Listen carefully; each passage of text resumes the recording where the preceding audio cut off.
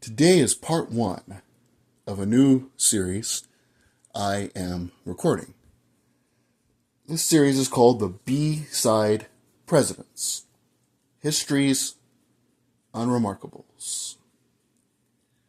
The subject of discussion today is Franklin Pierce, the 14th President of the United States. I hate long introductions, but this series is essentially about the forgotten, mediocre, terrible, no good in some cases presidents. Like Franklin Pierce, Chester Arthur, Rutherford B. Hayes, James Buchanan, and others. Everyone knows, even individuals who are not well versed in the subject of history, Abraham Lincoln, George Washington, Franklin Delano Roosevelt, John F. Kennedy, Theodore Roosevelt, and others. I'm going to talk about the unremarkable and sometimes downright terrible presidents we've had in the Oval Office. Franklin Pierce is rated by historians in the last C-SPAN poll I saw as the 43rd ranking president. It starts at 1 as the best, which is George Washington. Number 2 is Abraham Lincoln, to put that into perspective. And then it goes down from there. We've had 45 presidents, to put that into perspective. Out of every president we've had, Franklin Pierce is rated only above Andrew Johnson, who was impeached, and James Buchanan, who is the president that was in office when the Union had states leave it and break off. And then Abraham Lincoln had to come in and clean up his mess. Buchanan will be the subject of the next video in the B-Side President series. Franklin Pierce is considered worse than Nixon, who was the only president to ever resign from office. He is ranked lower than Warren G. Harding, whose administration was notorious for scams such as the Teapot Dome scandal. Grant, who, although is believed to never profited on his own accord, was very unscrupulous when he picked his cabinet members, and as a result, many scandals erupted. But they are considered better presidents than Franklin Pierce. Why is that? Franklin Pierce was the 14th president of the United States.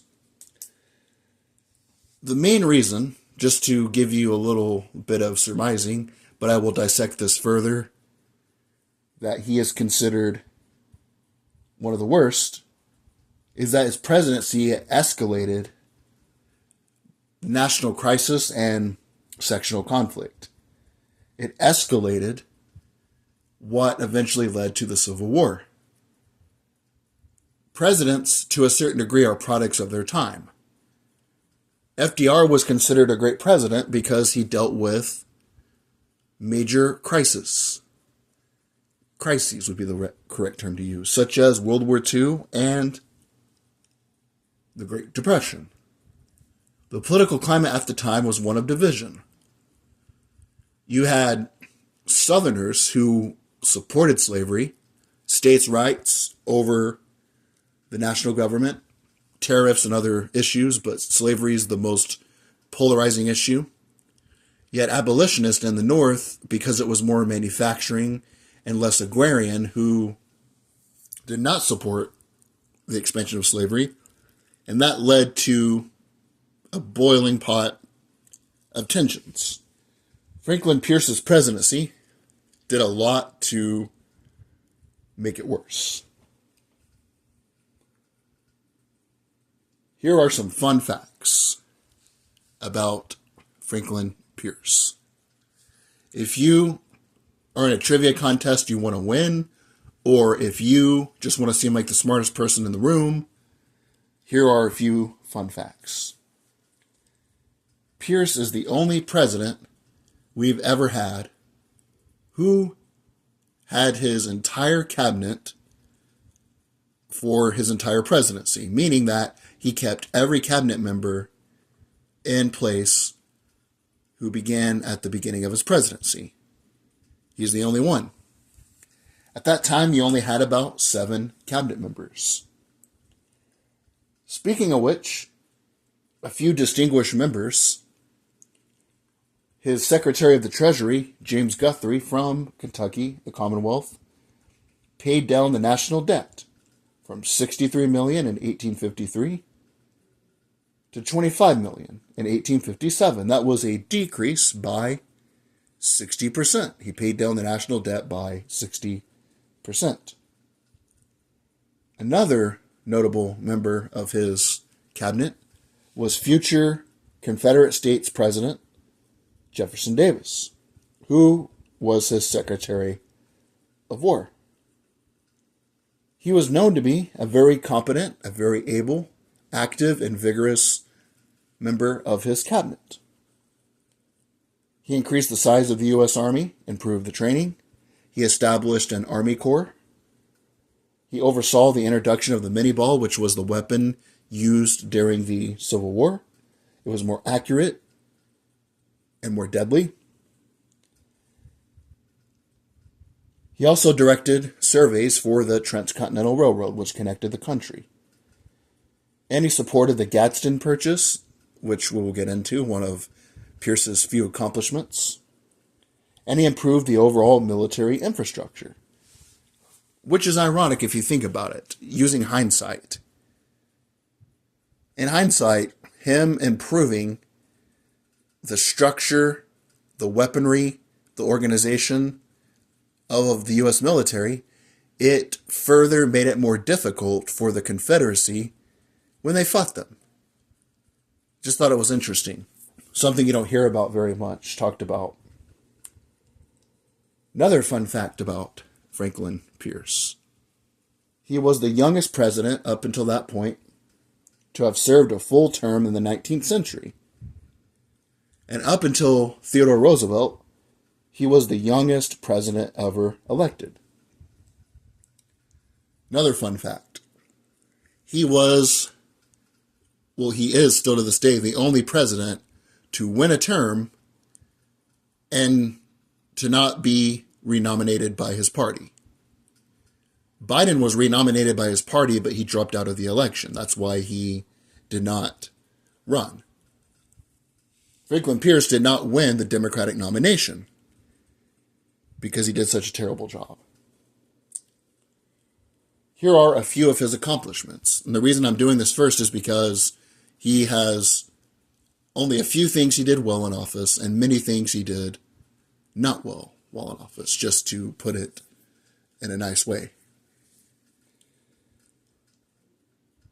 He had a stable economy, as we previously talked about, paid down the debt. And up until that point, he had the freest trade out of any administration. On his last day in office, he signed the Tariff Act of 1857 that lowered tariffs by 20%. He promoted a lot of free trade. He also signed the American Reciprocity Treaty that eliminated tariffs on grains, timber, and fish, and it granted U.S. fishermen access to Canadian waters. Economy was at least stable, although, as you will see, a lot of other things, especially tensions, were very unstable during his presidency. The Gadsden Purchase. The U.S. bought 29,670 square miles, which is modern-day Arizona and New Mexico. And this was basically built to facilitate the Transcontinental Railroad, a southern route. And that's why we have the current border between the United States and Mexico. It established the current border that we still have in 2025. And it completed the contiguous United States, meaning that, like a puzzle, how North America fits together, this was the last area purchased by the United States, which was part of the continental United States, fit together like a puzzle. And it was negotiated by James Gadsden, and that's why it was called, and he was the U.S. Minister to Mexico, and that's why it was called the Gadsden Purchase. Now that we got his things he did well out of the way, which wasn't many, if I were to talk about Lincoln, Washington, FDR, would have taken a lot longer. The Kansas-Nebraska Act, and this is the most important, infamous piece of legislation signed during his presidency. The purpose was to organize the Nebraska Territory and repeal the Missouri Compromise. Let me get into that, of why his presidency was such a catastrophic failure. It was passed in 1820, the Missouri Compromise, that admitted Missouri as a slave state and Maine as a free state to maintain a balance of power in Congress. It also prohibited slavery in the Louisiana Purchase territory north of the 3630 latitude line, with the exception of Missouri itself. Basically, it was a compromise. You had people who were pro-slavery, people who were anti-slavery. They wanted to have a compromise. And that's why they signed the Missouri Compromise. And that was how the country operated up until Pierce's presidency. But the Nebraska and Kansas Act totally negated all that. It repealed the compromise. It allowed each territory to decide the status of slavery, and they did it under the guise of popular sovereignty. They wanted to organize the region for a railroad. Stephen Douglas, who ran against Abraham Lincoln the first time Lincoln was running in the election, he was a senator from Illinois. He bought some land in Chicago, which was the end of the route where they wanted to build the Transcontinental Railroad at. But in order to build the railroad, they had to purchase the land from the Native American tribes and organize that territory, have settlers on that territory. That was all he really cared about. He didn't really care much about slavery or anti-slavery at the time when it pertained to that bill. But this bill, it created the territories of Kansas and Nebraska. It repealed the Missouri Compromise, and it allowed popular sovereignty because they said, let's let the individuals in those states decide. And they would decide by vote whether to allow or permit slavery. And this led to a lot of tension. This led to a lot of strife, a lot of unaliving. It was called Bleeding Kansas. It was deeply divided territory. Both pro-slavery and anti-slavery factions poured into Kansas to influence the vote on slavery. And you had many different governments that were set up. There's a video about Bleeding Kansas if you want to watch it that's more concise about it. It would take a while for me to really talk about it. But long story short, you had a bunch of different pro-slavery governments, anti-slavery governments. People from Missouri were wanting to come into Kansas to vote because they didn't want them to have slaves, and there was just a lot of tension that was in Kansas. A lot of conflict, a lot of violence, a lot of strife, a lot of clashes. And it became known as Bleeding Kansas. But undoing the Missouri Compromise changed the whole infrastructure of the society at the time. People thought to themselves, wow, now they are going to expand slavery. And this led to the Whig Party being gone.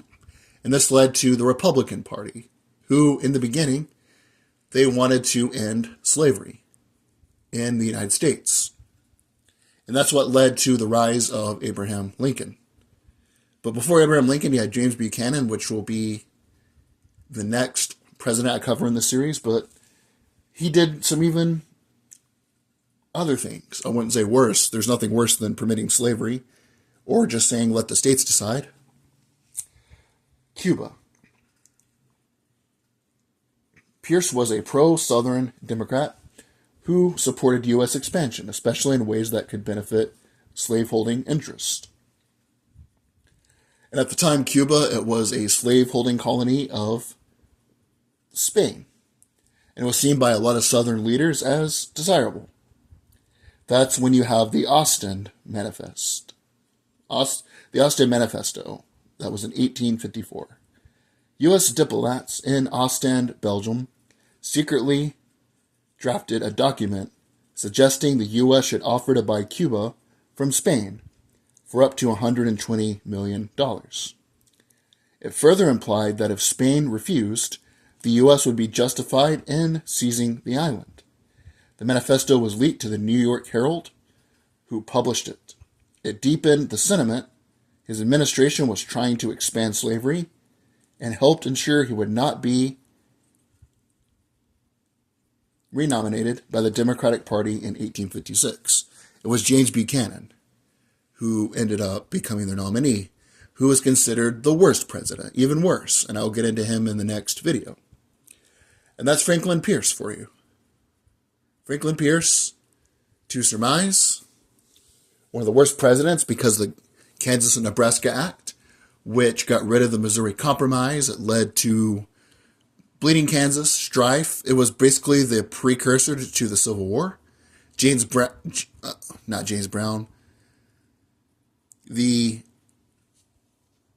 I was thinking of the singer for some reason. John Brown, the abolitionist, actually unalived a couple people in Kansas. And this was the prelude, the precursor, the prequel, if you're into movie references, to the Civil War. And I'm not blaming it all on Franklin Pierce. I'm just simply espousing that he was comparable to a certain degree in doing this. By all accounts, based on my research, he was very vigorous. He was very poignant on wanting to get the Kansas and Nebraska Act passed. He even told members of the Democratic Party that he was the leader of at the time, for a short period of time, if you don't vote for this, I will not give you favors. I will not support you. I will not look at you as favorable. Many of them got in line. Because if you're elected as a Republican president, for example, then you want your party to support you. And the president is reciprocal in that. And he told them if they didn't support him in the Kansas and Nebraska Act, then he wouldn't give them his support. And he's culpable for that. As I talked about Cuba, no one knows who leaked the Ostend Manifesto. Nobody knows. It was a member in the government. Still to this day, they were so discreet, nobody knows who they were. That was leaked. People saw that he wanted even more slavery to exist in the United States, causing more tensions. And as a result, James Buchanan, the worst president in history, got elected. And then to clean up his mess, we had Abraham Lincoln. And then Andrew Johnson after him, who is the only president besides Buchanan who's considered worse. So there you go. Part 1 of the B-side presidents, History's Unremarkables. I'm going to finish my subject of interest, James Buchanan, take some copious notes, and get back to you momentarily. Thank you.